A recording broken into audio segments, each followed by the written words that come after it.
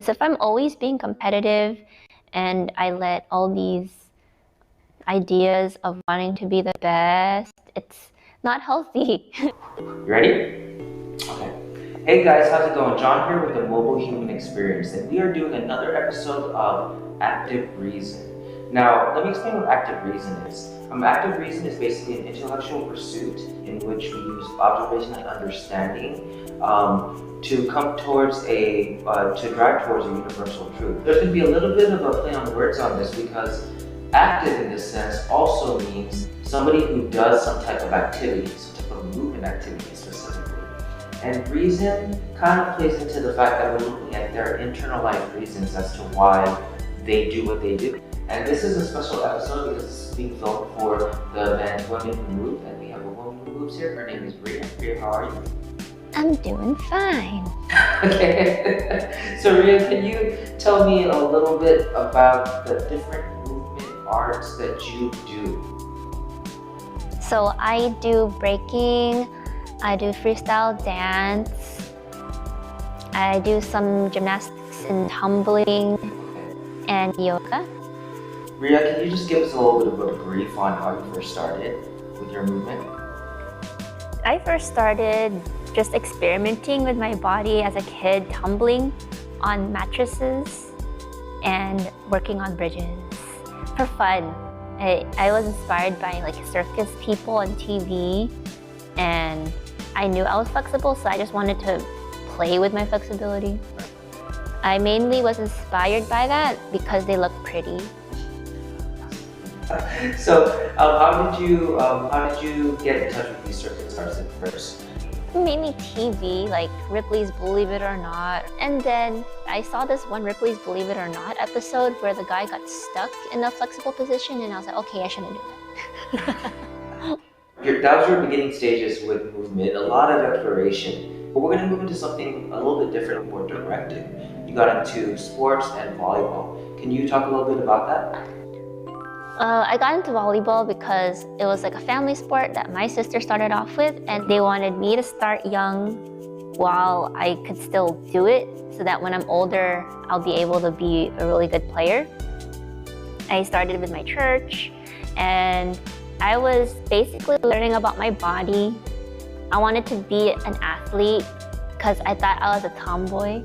Most of the, well, no, like almost all of the women that I've interviewed during this process, that was like a commonality. A lot of you said like, yeah, I was a tomboy. Okay, so if you guys don't know, we've done a few of these talks, Rhea and I already.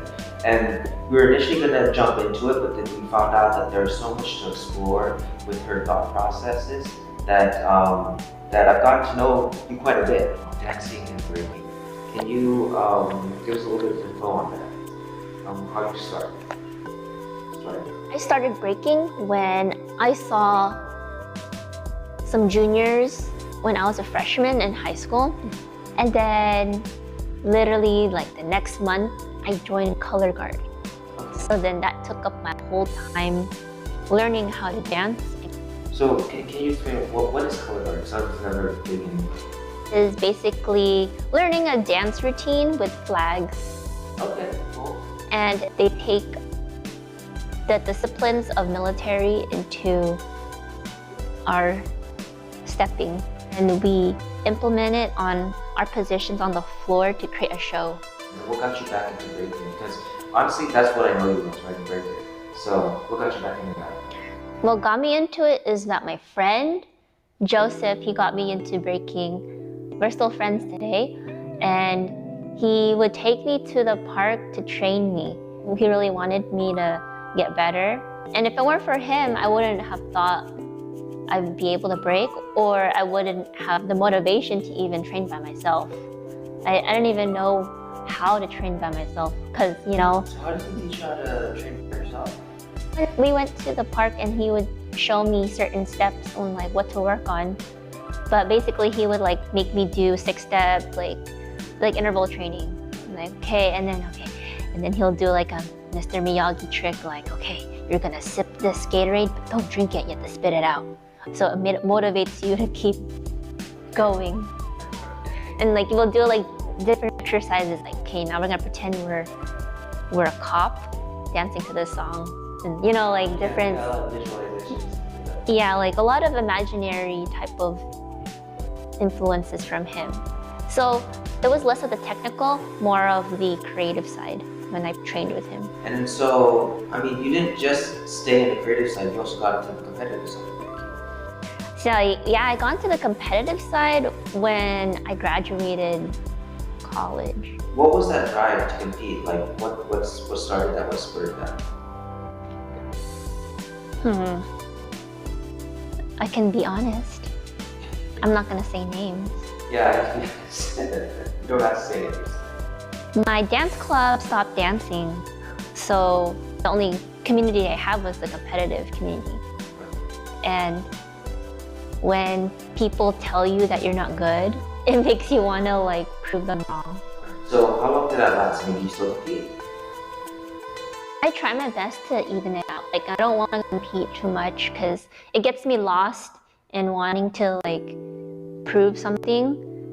I need to balance it out by dancing alone so that I know why I dance. Because if I keep dancing in front of people, I'm gonna be attached to that idea of wanting to, you know, woo the crowd or. Okay, so what brought about that need for balance? For my personal development, I think it's healthy for my mental health. Because if I'm always being competitive and I let all these ideas of wanting to be the best, it's not healthy. Like, it's not possible to be the best. What is possible is to be the best for yourself.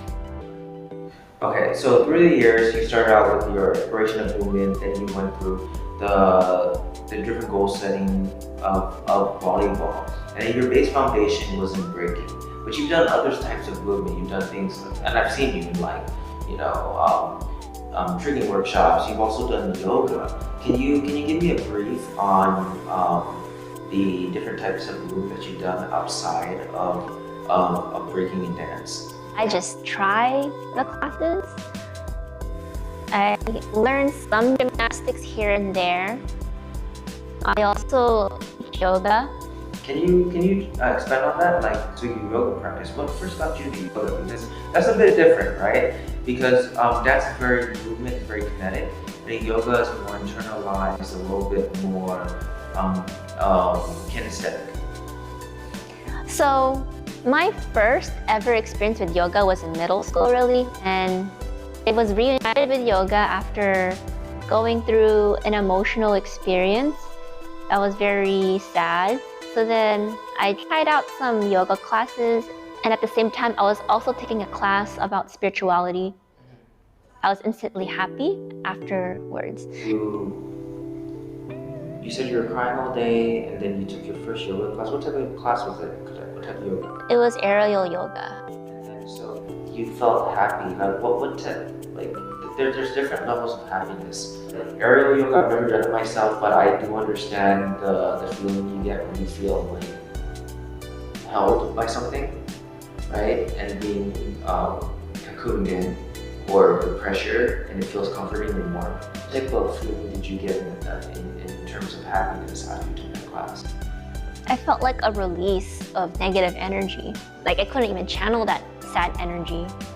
So when you first got into yoga, it was very much like a healing release for you. There's a lot of physicality with it, but you also kind of stumbled upon it. And I think that there are a lot of times in our life when things interconnect. You stumbled upon the spirituality side of things while you were studying yoga. I mean, that's where yoga practice first began, right?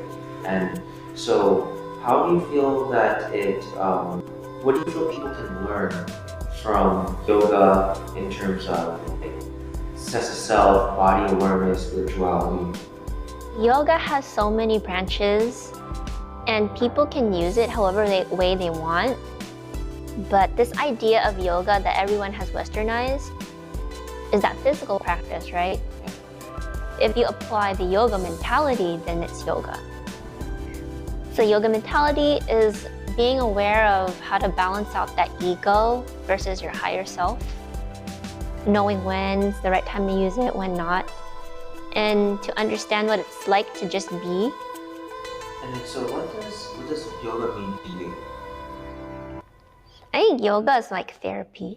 Is therapy? Okay. Yeah, it's basically a tool It's a tool to help you explore and understand. to quiet your mind. So we've gotten a little bit of information on your yoga practice, and it looks like a lot of what you're focused on, whether you see it or not, seems to be on healing, right? And helping other people heal themselves or find wholeness in themselves. Can you talk about the different methods that you utilize to help people? I use Eastern practices like yoga and massage. How does like massage therapy help somebody, not just in the physical sense, because we all know like if you release some of the muscles, you're good, right? Like if you're tight back and you release it, the stress is gone. How about like emotionally? How does that help somebody? Emotions hide in your muscles, and there are certain pressure points that help release certain emotions and that need to be balanced. So what the massage does is to help balance the body for your energy. You started out with exploration, then you moved into like real goal setting with sports, and you kind of combine that with, your breaking and dance. You kind of combine the competitive with the experience. Then from there, you moved more into group personal experiences and developing more into internalization, self-healing, as well as helping others to heal themselves, internalize and find wholeness in themselves. Is there any final words that you'd like to send us off with today that you think would help others as they go on their path? I think that people should believe in themselves to live authentically, because we only have this one life and there is no rush to have it towards the end. So it always gets better, and we just keep going through whatever we're going through, and throughout time it's going to get better if we keep living authentically and heal and do what we like.